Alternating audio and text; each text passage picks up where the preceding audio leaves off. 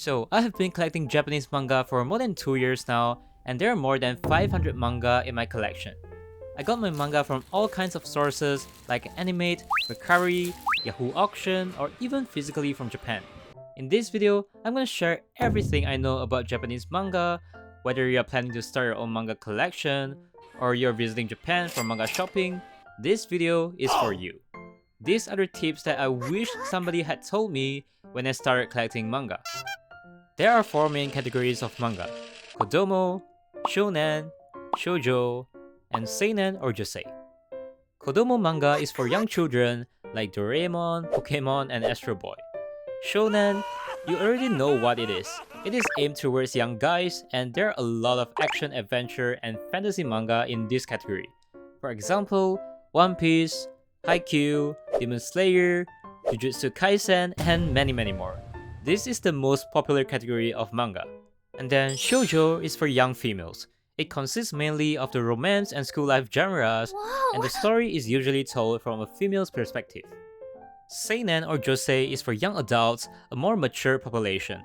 The topics are usually more mature as well, with subject matter like drama, horror, psychology, violence, and more. Some of the more popular seinen series are like Berserk, Tokyo Ghoul, and Vinland Saga. Depending on the category and publisher of the manga, the size will be different.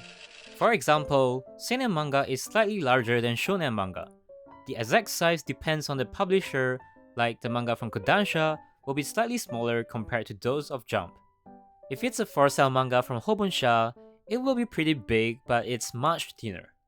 There are some special cases as well.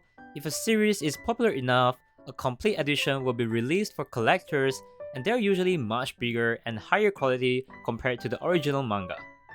Shueisha has also released a light novel edition for some of its popular Weekly Shonen Jump series like Nisekoi and To Love Ru, which is tiny, but we get a new cover illustration.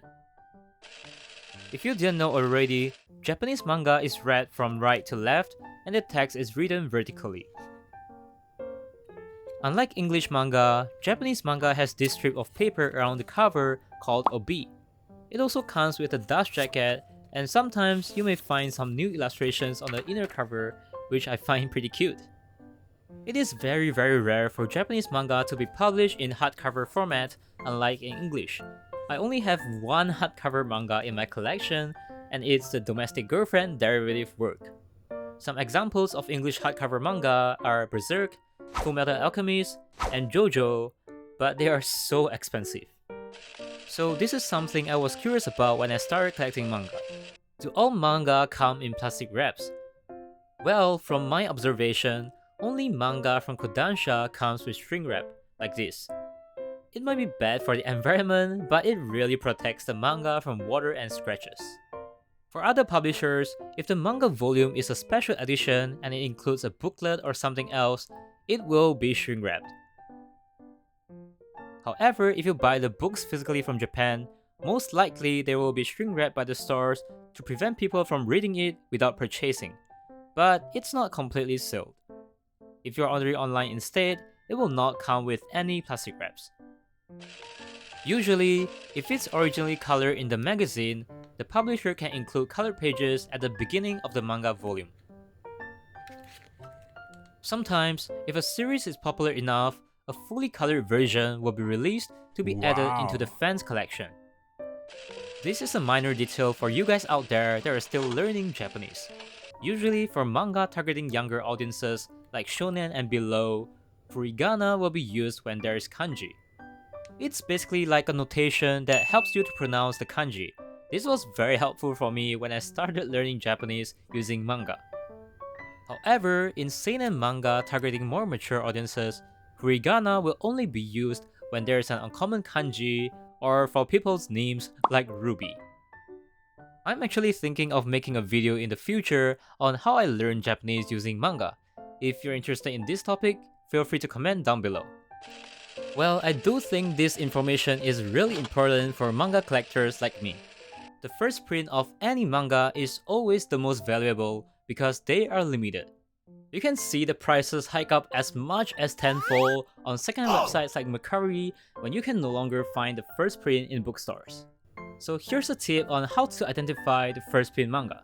Kodansha has a really good system for exactly this purpose. You can check this part of the label and see what number is on there. If it's 001, that means it's a first print. If it's 002, it's the second, and so on. The bad news is, for other publishers, there is no quick way to check it without looking inside the book. If you don't see any OB on the cover, it is likely not a first print. I have received so many questions before on the bonus items I got from my manga purchase. Sometimes, Japanese manga will come with some bonus items like a card, a file, or stickers. The type of bonus you get really depends on which store you buy it from and whether you buy it online or physically. For example, you can only get the bonus cards for this manga from physical stores exclusively. Because I'm not living in Japan, I usually buy them from Mercari through another seller. By the way, I highly recommend this romance manga. From my experience, these bonuses only come with the first print and will only be included as long as stock lasts. This is why I always buy the manga as soon as they're released so I can get the most out of my money. Alright, that's everything I have to share from my 2 years of collecting Japanese manga. If there's any mistake or anything I missed, feel free to comment down below. I hope it's helpful for you aspiring manga collectors out there. Subscribe if you want to see more content like this, like, and I will see you next time. Bye!